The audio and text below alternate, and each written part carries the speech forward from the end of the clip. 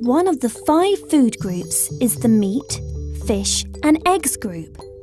These foods all contain a nutrient called protein. Some foods from this group that you might eat regularly are chicken, ham, beef and salmon. It's not only meat and fish that contain protein. We can also find it in eggs and tofu, as well as in pulses such as lentils or beans.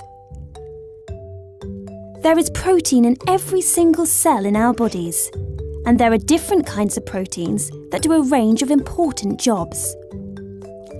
They are needed to help mend us when we are hurt and protect us from disease. They grow and repair our muscles, skin, and hair. And they even help us to breathe. Proteins, called structural proteins, are like the building blocks of our bodies. They make up the structure of our hair, nails, skin, muscles and organs. Do you know what the word structure means?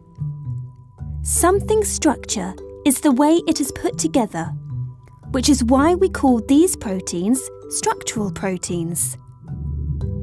Some proteins, called antibodies, do a very important job within our immune systems.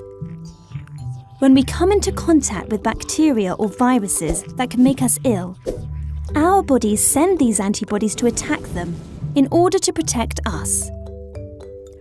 Other proteins, called hemoglobin, carry oxygen from our lungs all around our bodies.